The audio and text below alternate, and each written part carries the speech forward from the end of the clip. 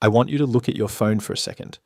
Scroll through your recent texts. Look at your call log. How many of those conversations were about you? I don't mean the small talk. I don't mean the how was your day filler. I mean, how many of those people actually know what you are struggling with right now? If the answer is zero or close to it, then I am talking to you. You are the rock. You are the anchor. You are the strong friend. When there is a crisis, people call you. When someone goes through a breakup, you are the first one at their door with ice cream and advice. You are the therapist of your friend group. You are the fix-it person for your family. You are the one who always has it together. But here is the dark side of that title. Here is the secret you keep locked away. Being a strong friend is lonely. It is exhausting. And right now, you are quietly collapsing under the weight of it. Nobody asks the strong friend if they are okay. And if they do ask, you probably lie. You say, I'm fine, just tired.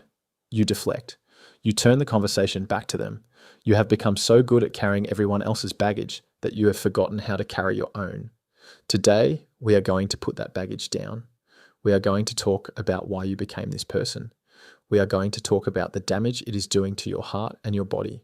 And we are going to talk about how to save yourself before you break completely. Because the collapse is coming. For some of you, it has already started. Let's go back to the beginning. Nobody is born a strong friend. It is not a personality type. It is a role you are hired for. Usually you are hired for it when you were very small. Think about your childhood. Were you the kid who had to grow up too fast? Maybe your parents were emotionally immature. Maybe they were fighting all the time. Maybe there was addiction or illness or just a lot of chaos in the house. You learned very quickly that there was no room for your feelings. The adults were already overwhelmed. If you cried or if you needed something, you were just adding to the noise. You were adding to the problem. So you made a decision, a silent, unconscious decision. You decided to be low maintenance. You decided to be the easy one. You learned that if you were helpful, if you fixed things, if you got good grades and stayed out of the way, you were safe. You were praised for being so mature for your age. That praise felt like love, but it wasn't love. It was a transaction. You learned that you are valuable only when you are useful. You learned that you are worthy of love only when you are carrying a load. Fast forward to today. You are an adult, but you are still running that same script. You walk into a room and you immediately scan it. Who is upset? Who needs help? Who is uncomfortable? You regulate the emotional temperature of every room you enter.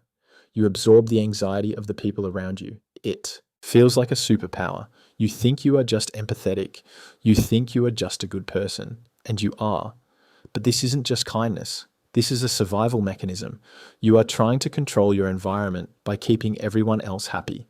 If they are happy, you are safe. If they are calm, you can relax. But the problem is, they are never all calm at the same time. There is always a crisis. There is always a fire to put out. So you never relax. This is where the resentment starts to creep in. It usually happens late at night. You're lying in bed, staring at the ceiling. You've spent the whole day listening to your friend complain about her job for the 100th time. You spent the evening helping your sibling fix a problem they created. You answered 3 work emails after dinner, and suddenly you feel it. A heavy, hot feeling in your chest. You realize that no one asked about you. No one knows that you are worried about money. No one knows you are feeling insecure about your relationship. No one knows you feel like you are drowning. You start to get angry. You think, I do everything for them. Why don't they do anything for me? You start to look at your friends differently. They start to look like takers. You feel like an emotional ATM.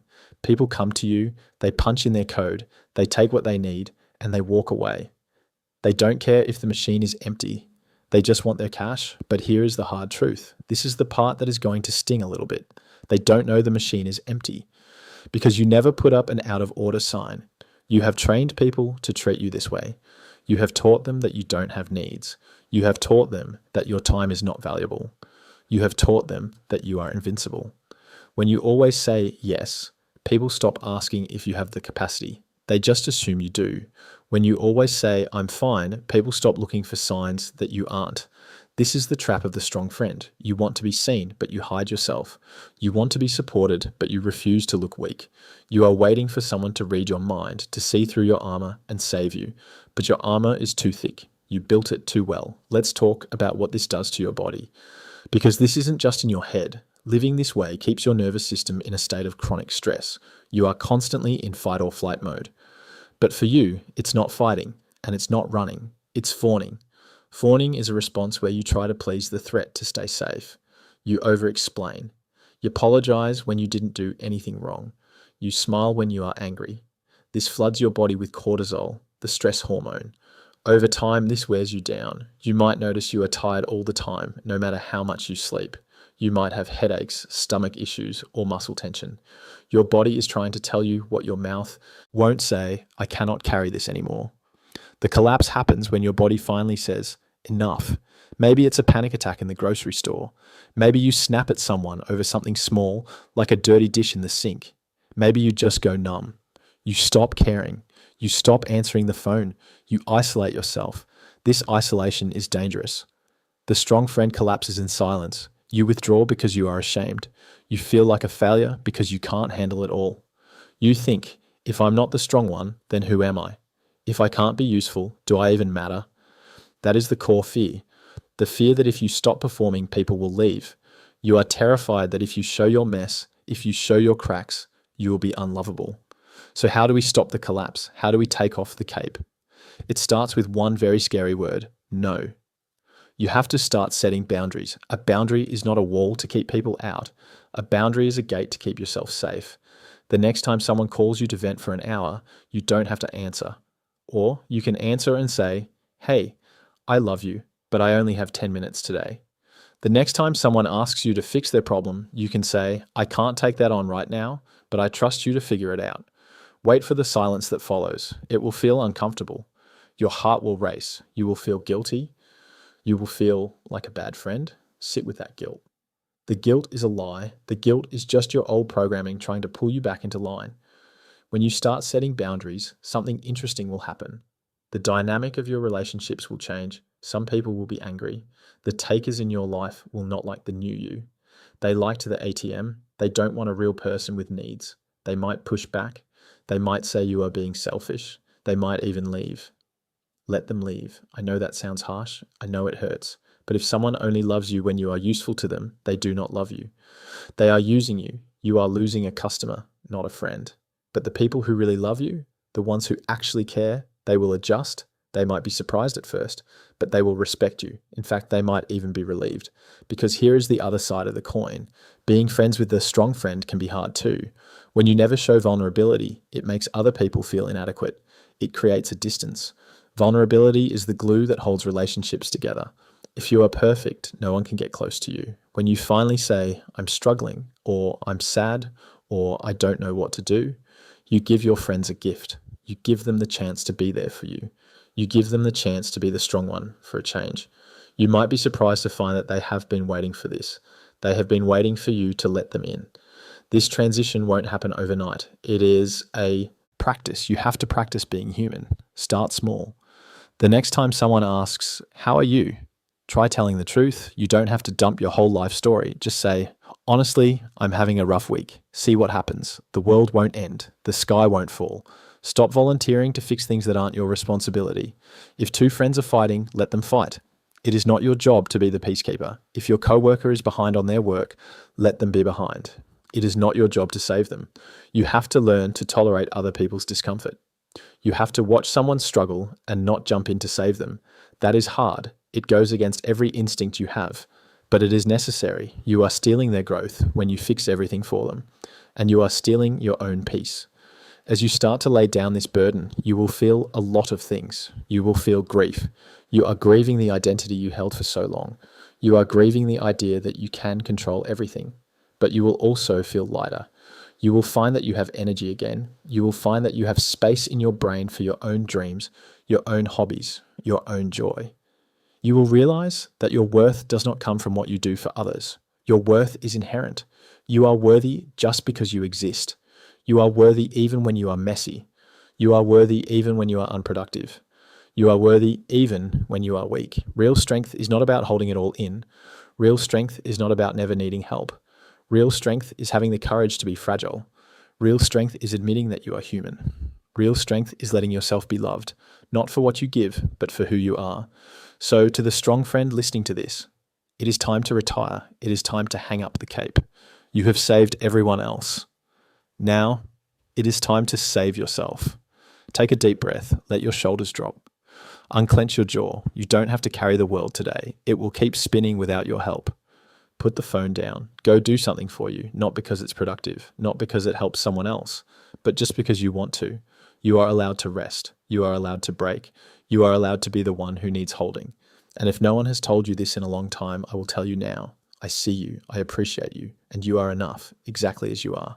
Script end. But this is the part where reality hits. Because reading about boundaries is easy. Doing it is messy. Tomorrow morning, you are going to wake up. Your phone is going to buzz. It's going to be that same friend, the one who is always in a crisis. The text is going to say, I really need to talk. It happened again. Your stomach is going to drop. Your heart is going to speed up. Your thumb is going to hover over the screen. Your brain will scream at you. It will say, pick up the phone. If you don't, something bad will happen. If you don't, you are a terrible person. This is the withdrawal phase. You are addicted to fixing things, and stopping that addiction is painful. You might try to set a boundary. You might type out, I can't talk right now. But then you will stare at those words. You will delete them. You will rewrite them. You will add 3 emojis and an apology just to soften the blow. You will hit send, and then you will toss your phone across the room like it's a grenade. You will spend the next hour sweating. You will check your phone every 30 seconds to see if they are mad. If they leave you on read, you will panic. You will convince yourself that you just destroyed the friendship. I need you to know that this panic is normal. It does not mean you did something wrong. It just means you are doing something new. Think of it like walking through a field of tall grass. For years, you have walked the same path. You have walked the path of yes.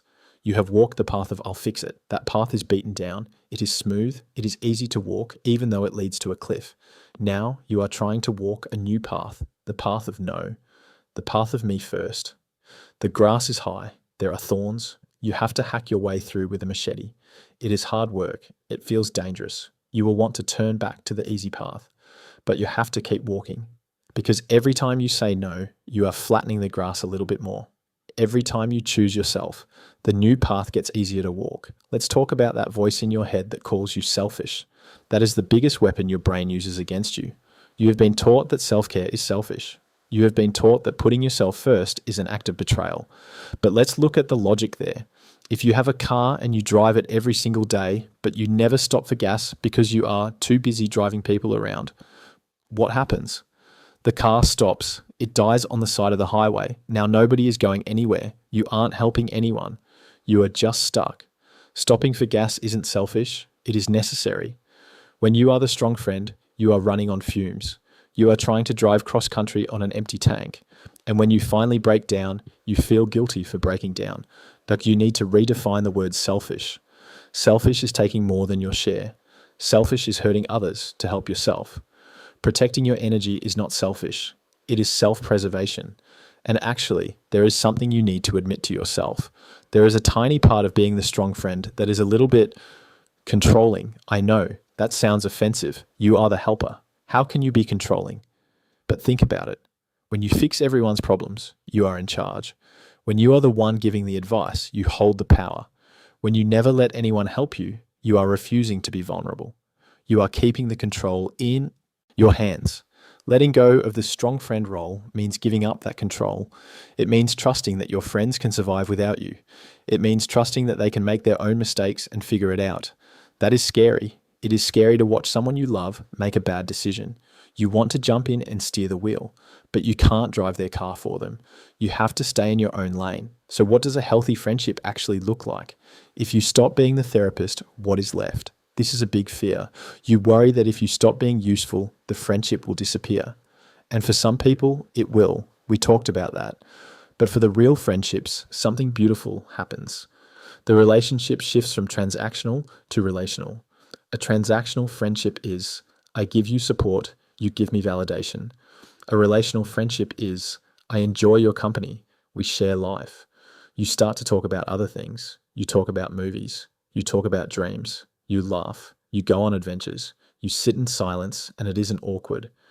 You realize that your friends like you for your jokes. They like you for your weird taste in music. They like you because you make them feel safe, not because you fix them, but just because you are there. You also need to learn how to ask for help. This is the advanced level. This is the black belt move. The next time you are having a bad day, call a friend, but don't ask them to fix it. Just say, I'm sad. Can you just sit with me? This is hard because you don't want to be a burden. You know how heavy the burden feels because you have carried it for everyone else. You don't want to put that weight on anyone else. But here's the secret. People like helping. Think about how good it feels when you help someone. It makes you feel capable. It makes you feel loved. Why are you stealing that feeling from your friends? Why are you hogging all the giving? Let them give to you. Let them bring you soup. Let them listen to you vent. Let them carry the rock for a mile or two. It makes them feel closer to you. It balances the scales. As you go through this process, you will have days when you relapse. You will have days when you fall back into the old habit. You will say yes to a project you don't have time for. You will spend 3 hours on the phone listening to drama. When that happens, be kind to yourself. Don't beat yourself up. Just notice it. Say, wow, I really slipped into the fixer role today. I must be feeling anxious. Then try again tomorrow. This is a long game. You spent 20 or 30 years building this armor. It is not going to rust away in a week. But slowly you will start to see changes. You will notice that your jaw isn't clenched when you wake up. You will notice that you actually look forward to seeing your friends instead of dreading the energy drain. You will notice that when you are alone, you don't feel lonely. You feel peaceful. You will start to meet new people. And these new people will be different. They won't be looking for a savior. They will be looking for a partner. They will be looking for an equal. You will attract people who have their own boundaries, and that will feel weird at first. You might text them, and they won't reply for 6 hours. The old you would have panicked. The new you will think, good for them. They are busy living their life. I should go live mine. There is a freedom waiting for you. It is the freedom of being ordinary. You don't have to be extraordinary. You don't have to be the strongest person in the room. You can just be a person. You can be messy. You can be confused. You can be tired. Imagine a bridge. For years, you have been the pillar holding the bridge up. You have been standing in the freezing water, holding the weight of the concrete and the steel on your back. Traffic is driving over you, back and forth, day and night. You are shaking. Your muscles are tearing. You are screaming silently. Now imagine stepping out from under the bridge. The bridge does not fall. It turns out the bridge had other pillars. It turns out the bridge was stronger than you thought. You climb up onto the bank of the river. You dry yourself off. You sit in the grass. You watch the cars drive by. You are not the bridge. You are the person watching the river. It is quiet here. The sun is warm. You take a breath, a real breath, the kind that goes all the way down to your belly. You realize that for the first time in your life, you are not responsible for the traffic. You are just responsible for yourself. And that is enough. That is plenty. Welcome to your own life. It has been waiting for you.